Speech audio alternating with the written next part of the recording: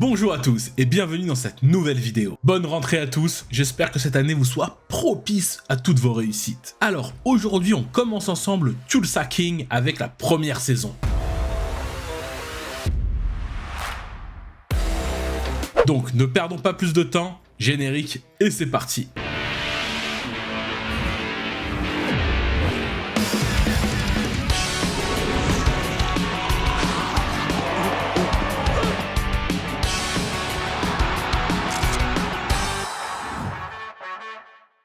Nous découvrons Stallone dans le rôle de Dwight Manfredi, un ancien chef mafieux de New York, et le garçon vient de purger 25 ans de prison. Dehors, il pense reprendre sa place au sein de la mafia, mais les choses ont bien changé. Le patron, Pete, est toujours là, mais trop vieux pour diriger. C'est son fils, Chicky, une tête à claque, qui dirige maintenant. Accompagné de ses lieutenants, Vince, Goody et Nico, il lui explique qu'ils ne veulent plus de lui sur New York, et qu'il doit leur développer le clan à Tulsa, en Oklahoma. Petite pause géographique. Comme vous pouvez le voir sur la carte, Tulsa est littéralement à 2200 km de New York. Le message est donc assez clair. Il l'envoie à la retraite. Reprenons. Du coup, ça ne passe pas du tout pour Dwight. Lui qui a sacrifié sa vie, son couple et a perdu tout contact avec sa fille, il couche le Vince qui fait le fanfaron. Et avant que ça parte en cacahuète, Pete, le boss, calme les choses. Dwight accepte finalement d'aller à Tulsa. Et sur place, il est un peu chamboulé. Mais il ne perd pas de temps. Il fait sa première recrue, Tyson, son Uber de l'aéroport. En chemin, il s'arrête dans une échoppe de Marie-Jeanne. Et le Stallone, il parle pas chinois. Il impose à Body, le proprio, sa protection. Et que maintenant, c'est lui qui va gérer la boutique. Avec paiement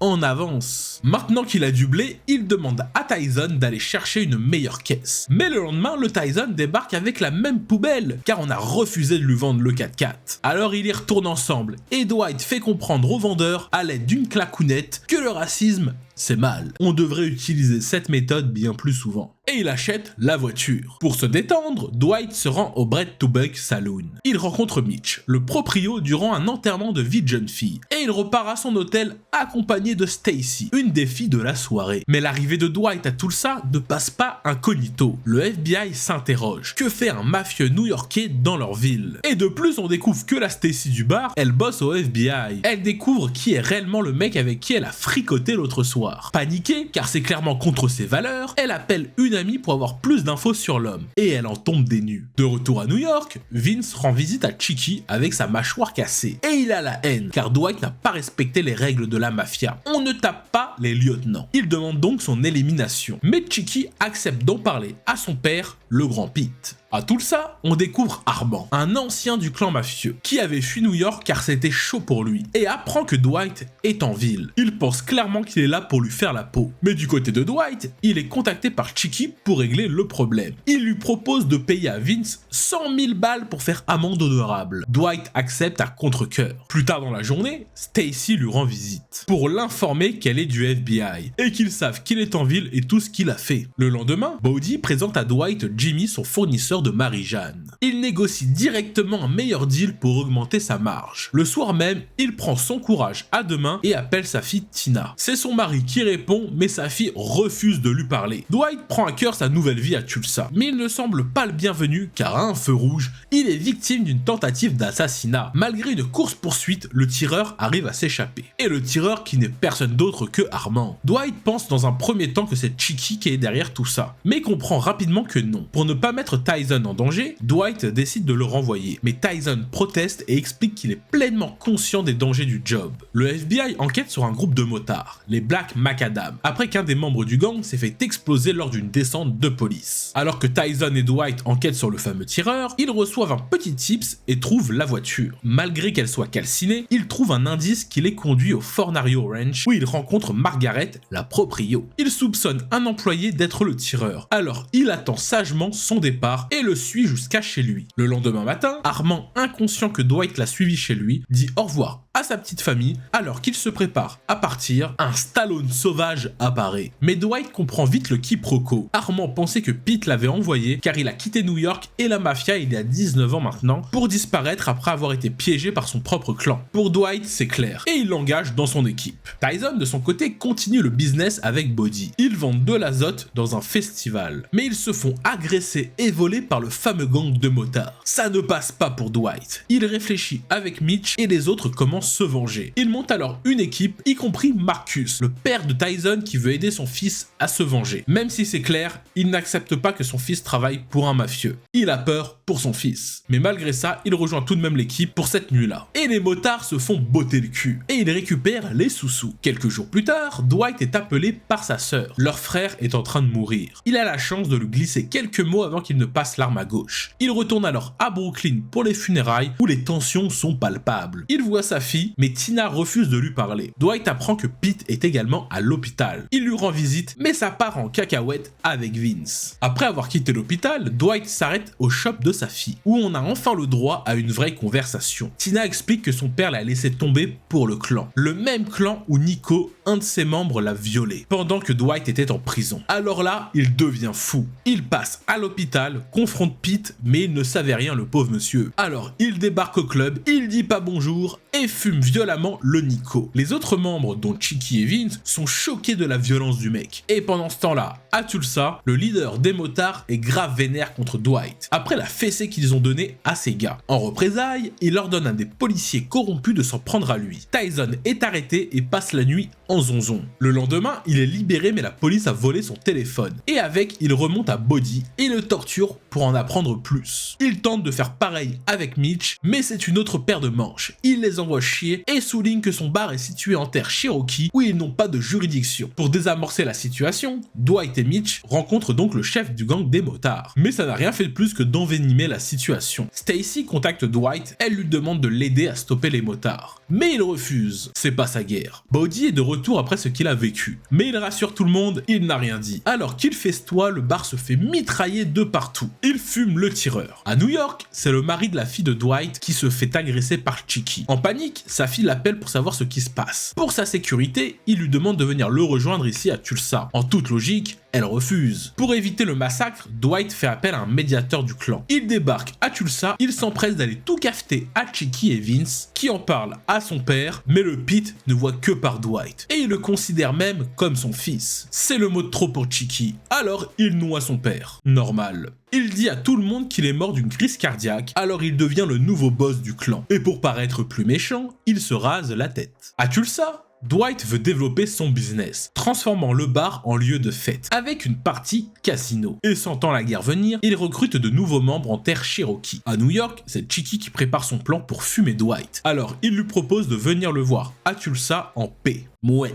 Il sent le truc venir, le Dwight. Le soir même, Stacy confronte Dwight devant son hôtel sur sa guerre avec les motards. Et en parlant d'eux, il débarque et ouvre le feu. Dwight, en fumant, mais leur chef touche Stacy qui s'écroule. Un peu plus tard, il lui rend visite et jure de la venger, car elle risque de perdre son job vu que maintenant tout le monde sait qu'ils ont une relation, vu que c'est lui qui a appelé les secours. Chicky et sa team arrivent donc à Tulsa, et ils sont surpris de voir Dwight, Armand et Tyson qui débarquent leur faire coucou, doutant de leur motif de visite. Il les invite poliment à rentrer chez eux et coup de massue, il propose à Goody, le médiateur, de rester et rejoindre son équipage. Ce qu'il fait, il a clairement vu que le Chicky était complètement barjot. Donc, Chicky et Vince rentrent à New York plus vénères que jamais après que Dwight ait déclaré ne plus bosser pour eux. Ils festoient tranquillou dans leur bar lorsque les motards attaquent. Mais ils se sont clairement jetés dans la gueule du loup. Ils se font prendre au piège et le Dwight, il blague pas et fume leur chef. Il a clairement cru qu'il était dans Rambo. 3 mois plus tard, sa fille a fait le choix de venir vivre à Tulsa auprès de lui. Et il a fini les travaux du bar et du casino. Il célèbre la réussite du clan. Mais Stacy débarque. Et sous les yeux de sa propre fille, elle arrête Dwight. Il est accusé de corruption d'un agent fédéral. Et on comprend que Stacy l'a sacrifié afin de reprendre sa carrière. Fin de la première saison de Tulsa King. Et vivement la saison 2. Merci à tous d'avoir suivi cette vidéo. Si vous voulez un récap d'un film ou d'une série en particulier,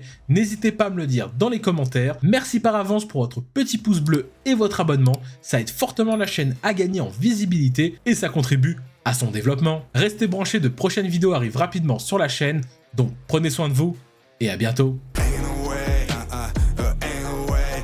Cannot feel that my heart is taking. Ain't no way that you cannot sense it. You didn't